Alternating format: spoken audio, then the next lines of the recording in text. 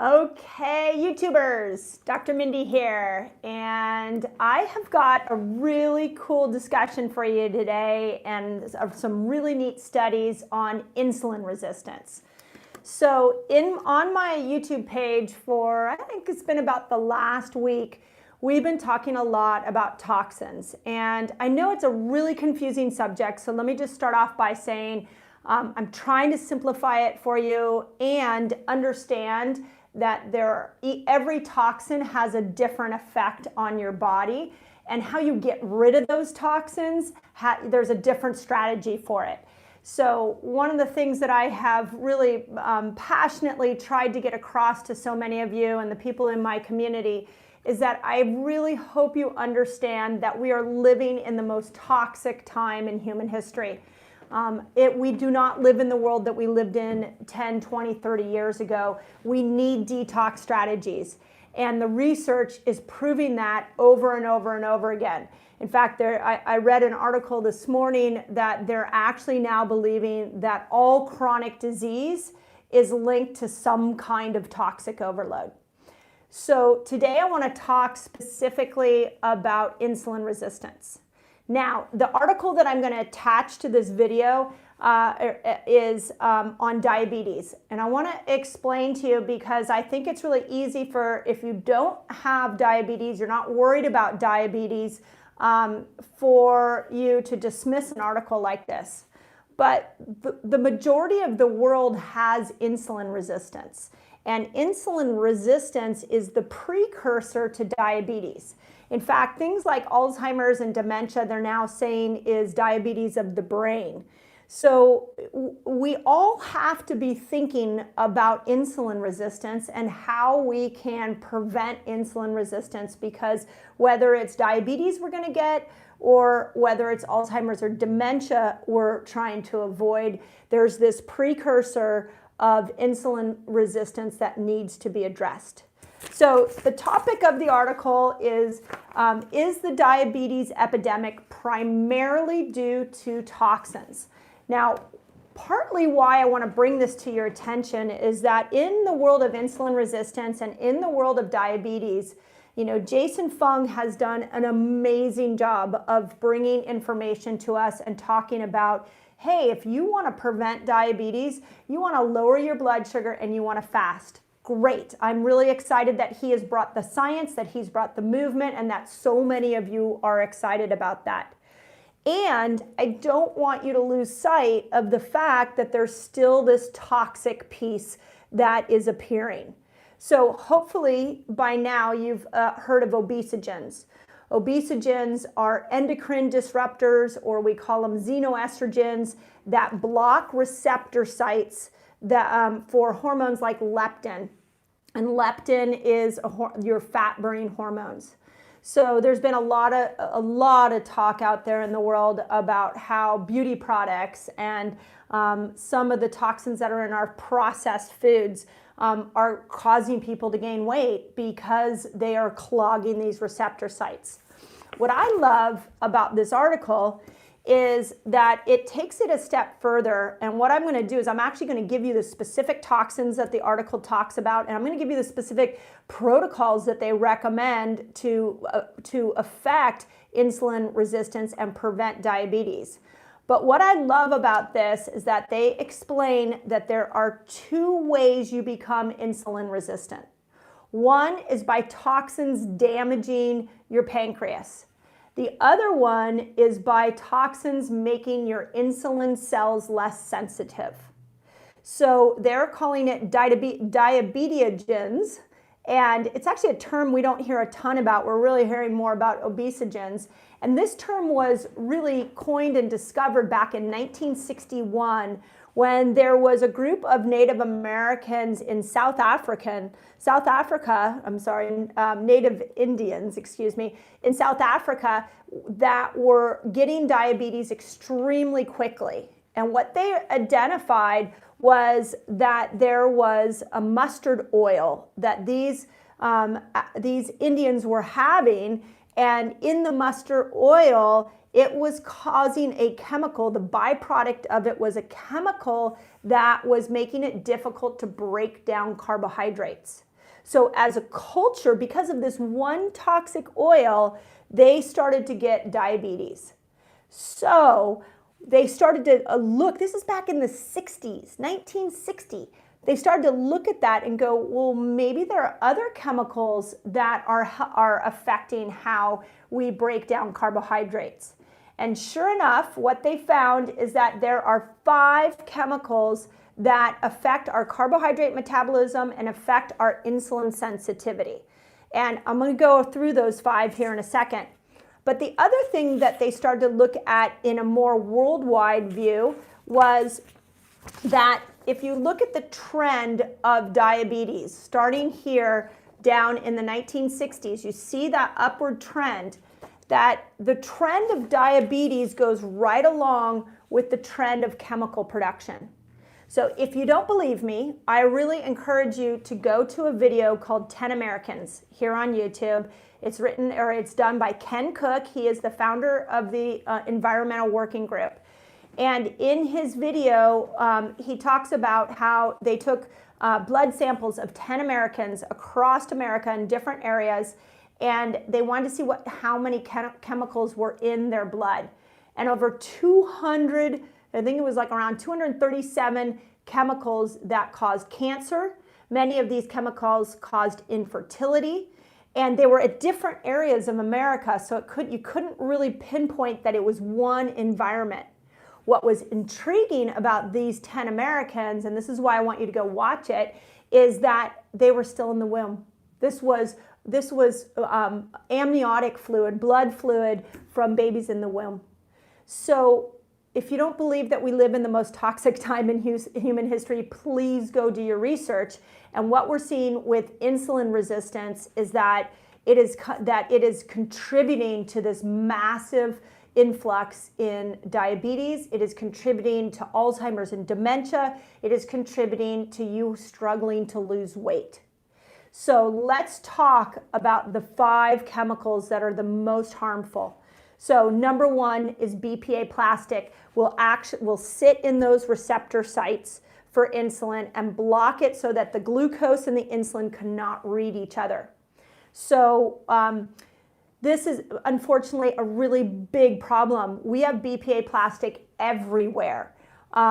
It's in our sea salt. In fact, there was a study done that showed that all sea salt that you're using has BPA plastic in it. Our waters are packed with BPA plastic. We have plasticized our world, and there are several studies that are now showing that we don't even, there's the chance of you not having BPA in your body is very slim. It's just a matter of how much.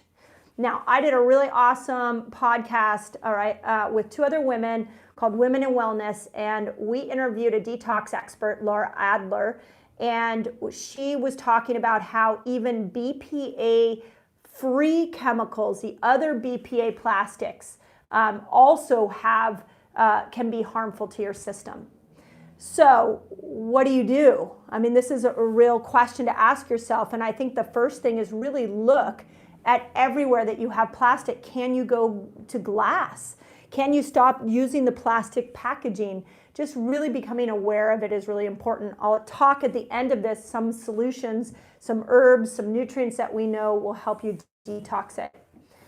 The second most common toxin that will cause you to be insulin resistant is dioxins. And this is another problem. Dioxins are in the air. You're breathing them in from industrial burn off. So the more you live closer to a city, the more exposure you're going to have. So air pollution, water pollution, soil pollution, these are real things. The damage that is occurring, the chemicals that are in our environment is a real thing, and they are affecting your health. So dioxins are something you want. I mean, it's really hard to look out for those. Again, at the end, I want to teach you some ways you can detox this stuff. Okay, third thing, pesticides. So those of you that think eating organic is nonsense or it's a luxury, I really want to encourage you to try to eat organic as much as you can. If cost is a problem, then do the Clean 15, the Dirty Dozen, and the Clean 15. Go look that up from the Environmental Working Group. You know, like one of the foods that we love in our household are avocados. But I don't buy those organic because it's got this really tough skin around the outside. It's a lot cheaper to buy them non-organic. Whereas berries and some of your lettuces, those are going to absorb a lot more of the pesticides. So go look at those. The Dirty Dozen and the Clean 15 is really a good thing that the Environmental Working Group did for us. The fourth toxin are PCBs. Again, this is in the environment. So we also, believe it or not, have seen some PCBs in meat. This is why, because those animals out there, cows, chickens, are out there, you know, in the environment, drinking the water, breathing the air just like you are, and then you eat them, and then they have antibiotics in them, they have growth hormone in them, and now that's going into you. Now, I want to say that if you eat it one time, not a big deal, but if you're eating it day after day after day, over time, it's contributing to insulin resistance. So, and then the fifth one is phthalates. And phthalates are really interesting because they are in your beauty products. They're in your toxic, they're in your lipstick, just like lead is in your lipstick. You got either stop with the beauty products or please go to the more natural beauty products. I have some cleansers that I like beauty product wise. I will put them in the notes and you can look at those. But you know, everything you put on your skin, your body's drinking up. So think about your beauty products. So the five biggest ones are BPA, dioxins, pesticides, PCBs, and phthalates. Now let's talk about what's damaging your pancreas. And what I thought was really interesting in this article is that they talk about specifically arsenic. So arsenic is a heavy metal that we test for in my office. This is why you can go and look at my heavy metal protocols. I'm so passionate about getting heavy metals out of people's systems because they're destroying organs. So all those other toxins I talked about, those are destroying your cells like insulin. But the heavy metals are destroying your organs. They're destroying your liver, they're destroying pancreas, and they're destroying your brain. So the biggest one that destroys the pancreas is arsenic. And arsenic, unfortunately, is found in rice.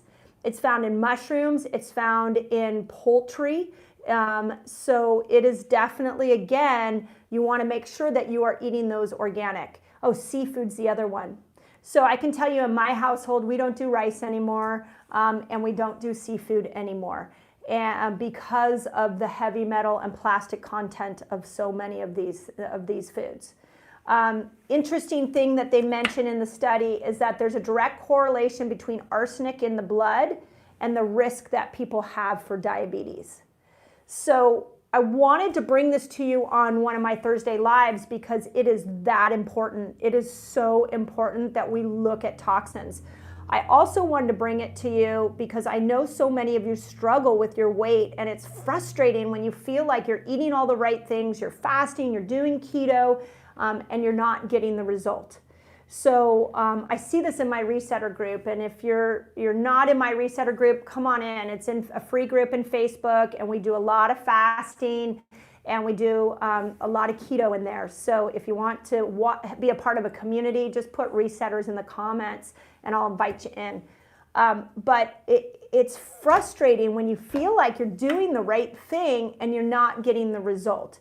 It's uber scary when you get a cancer diagnosis and you're exercising and you're eating right and you're sleeping and you're de-stressing and you still get a cancer diagnosis. Those are moments where it's not fair. And where the not fair part comes in is it comes in this toxic piece. So I will keep bringing you more of the awareness around toxins so you can learn from them. There are a lot of different ways that you can test for toxins, and there's a lot of different ways you can get some of these harmful chemicals out. So let me start with the tests. In the article, again, phenomenal article. I will put the link in the notes here.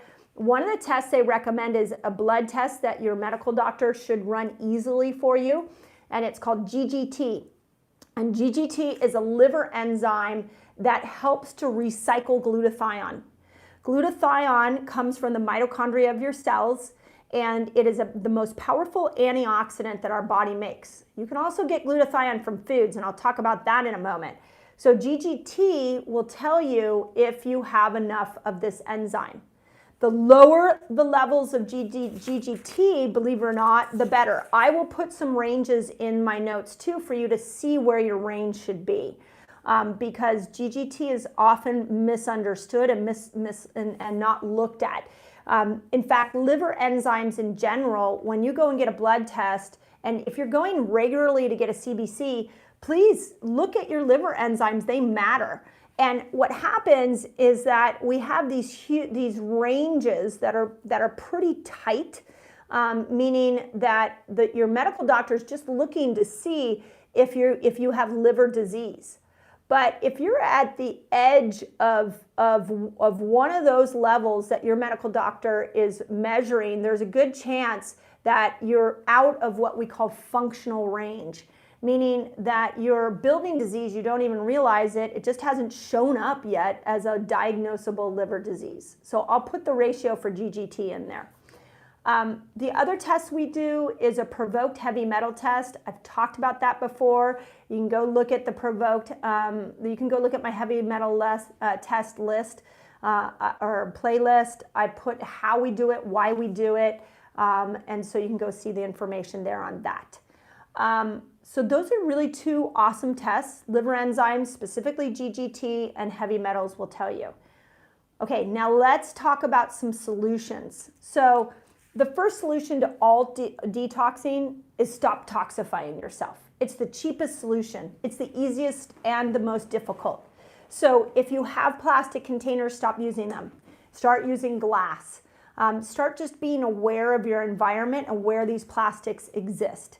The air pollution, this is why I'm such a fan of what Zach Bush and his product Restore that he created is a nasal spray.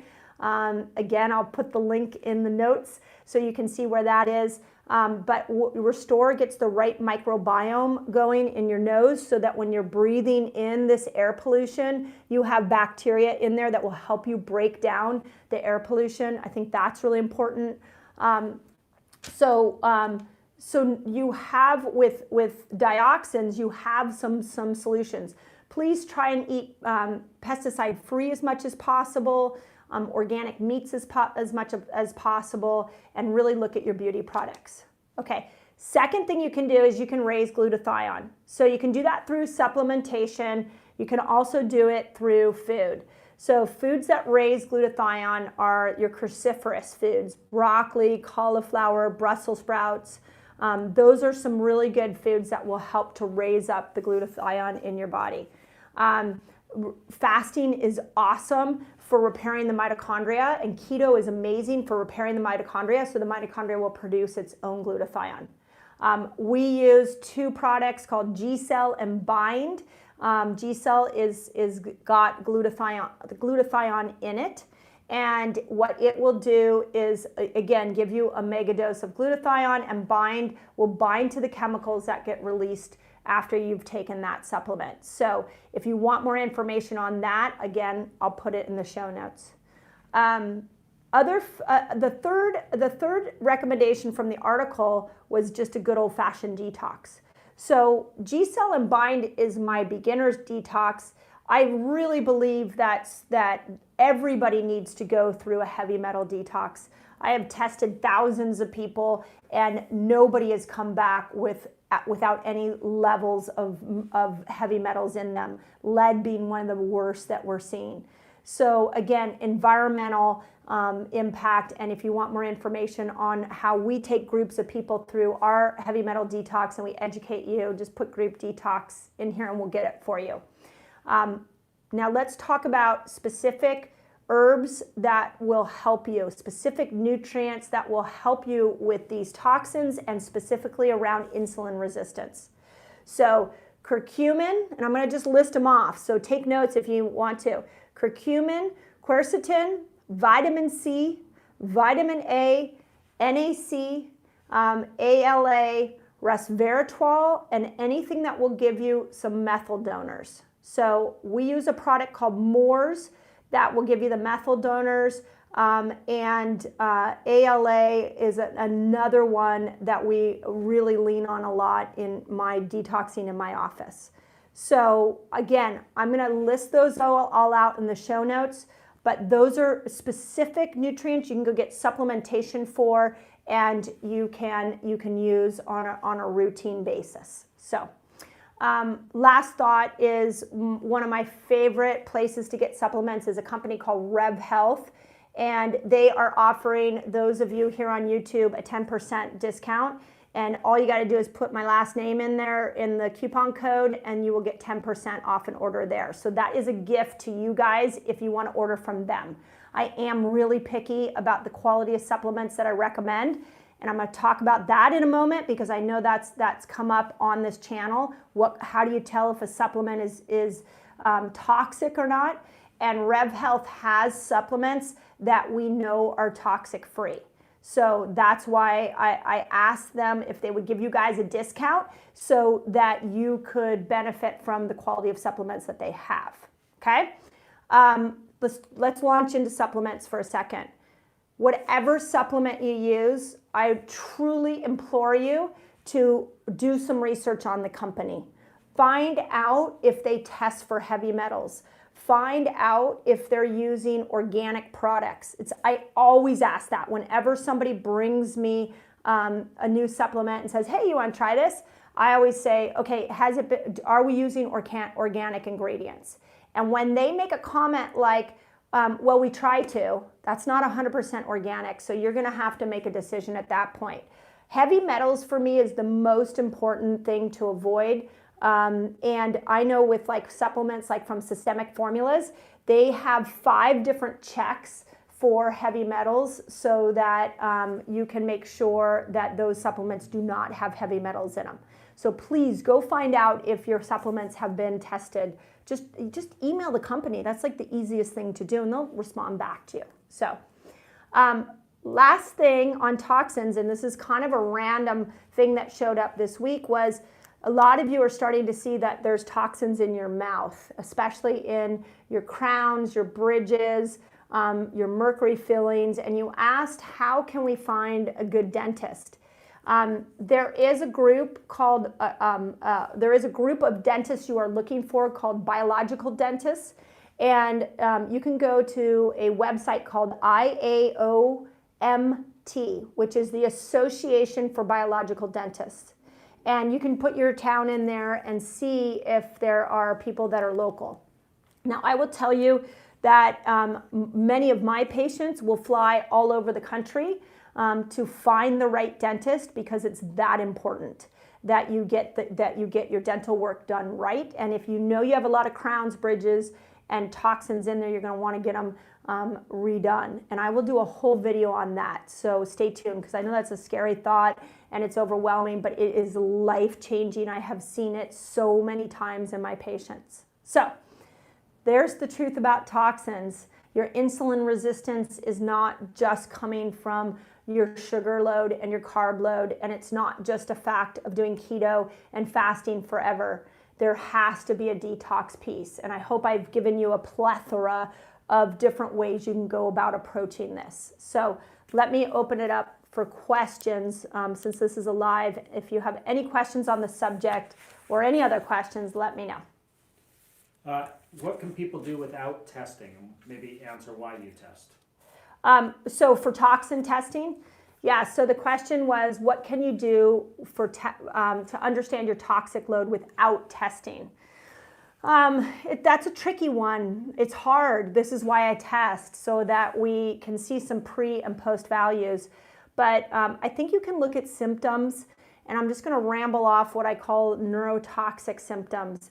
And so they range everything from hair loss to insulin resistance to trouble losing weight to thyroid issues to fatigue to memory to gut problems that aren't going away. You know, honestly, if you're throwing keto and fasting at a condition and you're either totally struggling with that or you're not resolving your problem, there's probably a toxic piece there. And I would hop into a beginner's detox. It's inexpensive. and it would be a good starting place. So anytime you've changed your lifestyle and you're not seeing a result, we have a toxic issue. So hope that helps. Where do you send hair samples for testing? Hair samples, I use doctor's data for testing metals. Again, remember that a hair sample, although it's cheap and easy, it's only telling you what's coming out, it's not telling you what's stored. But it can get you in the ballpark. We use hair samples with pregnant women and nursing moms in my office, and the company I use is doctor's data. Okay.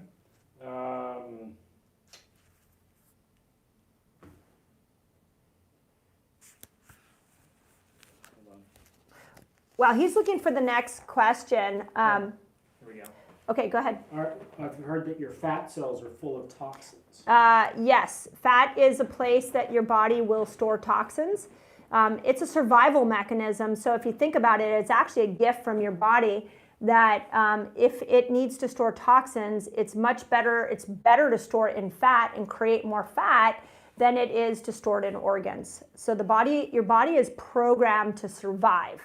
So it is going to do everything possible to keep you alive, and by storing it in fat is a much more efficient place to store toxins than your liver. So. Person wanted to know about doing their own tests. I think you just answered that. How do you do your own tests? Yeah. I mean, you can look at blood sugar and ketones. If you're not getting your blood sugar down, your ketones aren't going up, that's a real sign of toxicity.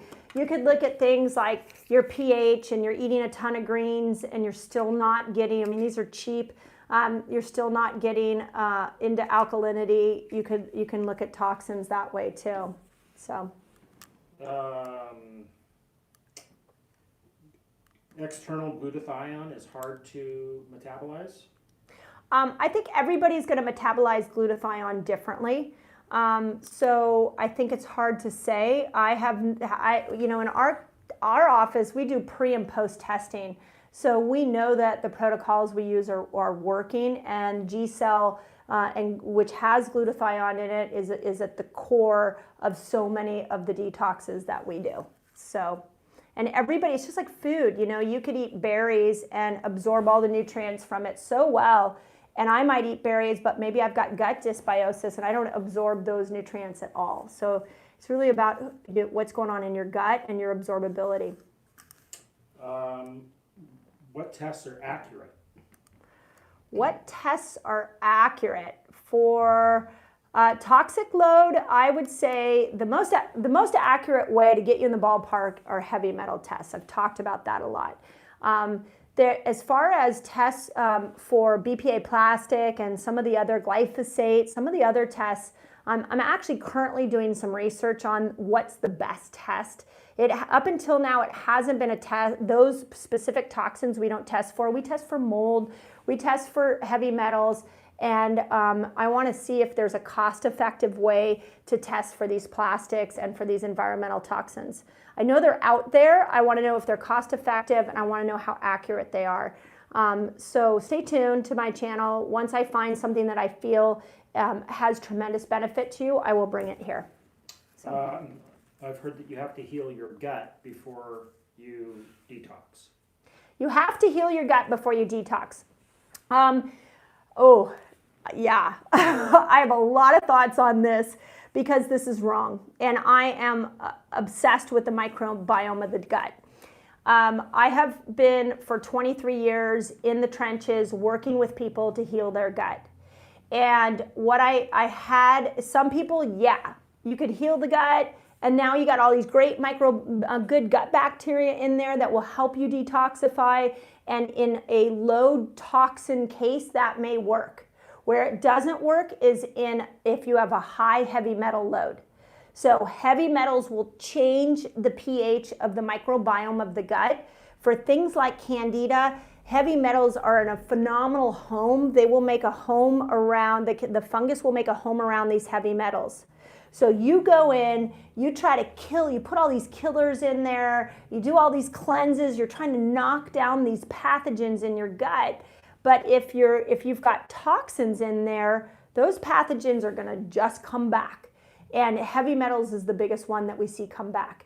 We have taken more difficult SIBO cases and we have applied fasting principles. We have applied a very specific keto principle to them, and we have detoxed heavy metals, and knock on wood, we have resolved their issues.